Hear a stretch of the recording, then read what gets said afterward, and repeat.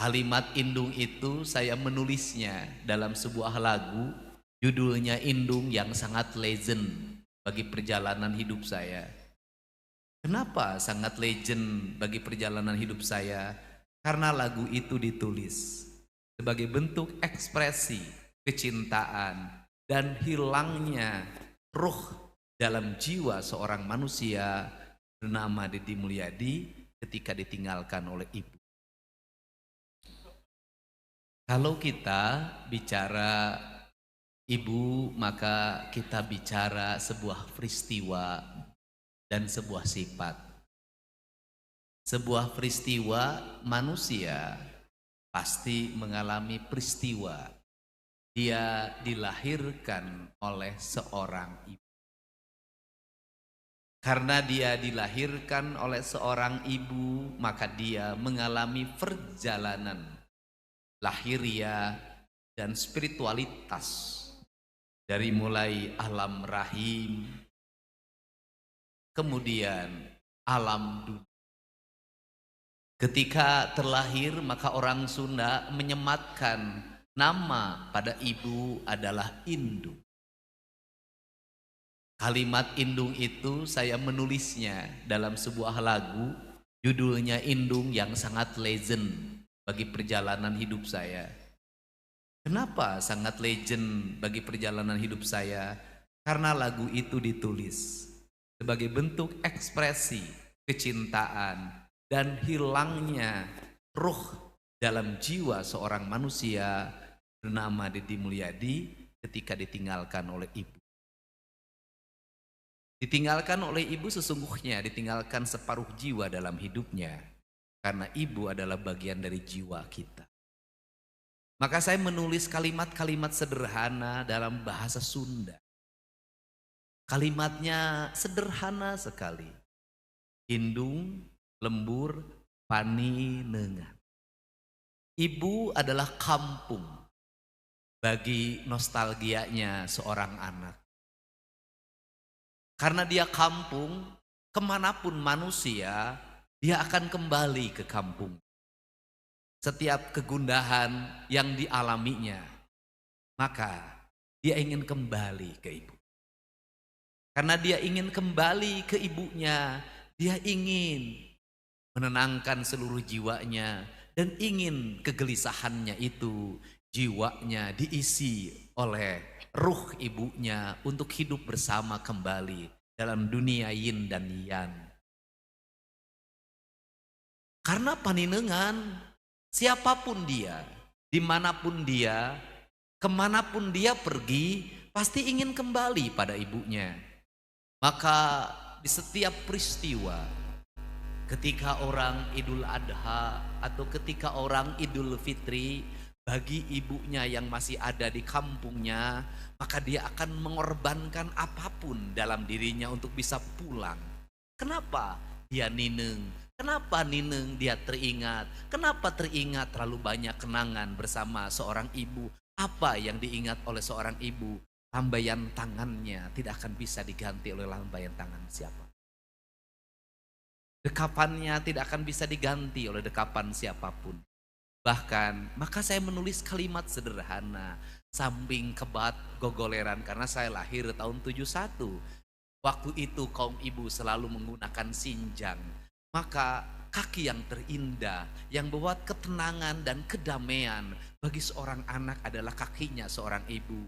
Ibu saya anaknya 9, ketika kakinya dilentakkan, orang Sunda bilang nyang hunyar, maka seluruh anaknya berlari berebut samping itu. Di mana letak kedamaian dalam hidupnya? Ketika saya ingat betul, ketika saya usianya 3 tahun, 4 tahun, maka sinjang ibu saya yang digunakan untuk ayun, maka lahir lagu Ayun Ambing. Dari sisi kesehatan, kenapa anak-anak sekarang hiperaktif? Salah satu penyebabnya adalah hilangnya tradisi di ayun dalam setiap. Ayun itu cermin apa? Ayun itu cermin ketika mendidik anak, maka dia lepas, dipegang lagi, dilepas, dipegang lagi, dilepas, dipegang lagi. Pada saat dilepas, dipegang lagi, maka dia tertidur lelap. Maka disitulah ayun, ambing, ayun, ambing. Kenapa anak-anak sekarang kehilangan identitas anak-anaknya? Karena banyak dilepas, tidak dipegang lagi. Kemudian dari situ juga lahir kalimat lembur paninengan. Kemudian ada kalimat ngaguru ku kabodoan, ikhlas eusi kapinteran. Apa itu? Saya hari ini termasuk orang yang punya pendapat ukuran ibu bukan ukuran istri, beda. Ibu itu tidak usah pinter dari sisi intelektualitas. Ternyata terbukti ibu saya yang tidak bisa baca tulis, yang tidak bisa sekolah karena hanya sampai kelas 1 SR zaman itu. Tetapi intelektualnya rendah. Pak saya selalu menganggap ibu saya nggak boleh di depan, kalau duduk nggak boleh sama tamu. Kenapa? Bodoh inung maneh. Maka ibu saya mengambil posisi, dia selalu berkata, rumasa ente sakola mikmah, rumasa bodoh mikmah, rumasa teu bisa maca, teu bisa nulis mikmah. Karena rumasa dia merasa, karena merasa dia mundur ke belakang, dia tinggal di dapur untuk mengatur seluruh kehidupan anak-anaknya yang 9 itu. Maka dia bangun jam 4 dini hari. Ketika jam 4 dini hari dia bangun, apa yang dia lakukan? Mengeluh? Tidak, dia ambil kayu bakar, dia belah dengan tangannya sendiri. Dia memasak, menyalakan api, itu bukan persoalan gampang zaman itu. Persoalan yang susah, apalagi musim hujan deras atau musim hujan ngebul. Itu perjuangan yang tiada tara. Setelah itu apa yang harus dia lakukan? Membangunkan seluruh anaknya yang 9, memandikannya tanpa pembantu, tanpa babysitter, tanpa siapapun. Di tangannya itu seluruh anaknya dibelai dengan penuh cinta. Di tangannya itu seluruh anaknya digerakkan, dimandikan. Setelah dimandikan, didudukkan. Setelah didudukkan, apa yang dilakukan ibu saya? Maka dia jam 4 dan jam 5 pasakannya sudah selesai. Makan nasi pagi itu hanya berbekal garam, kemudian disuapin pada anaknya satu-satu. Setelah itu yang besar sekolah, yang kecil di rumah. Maka bekal ke sekolah zaman itu tidak ada bekal uang.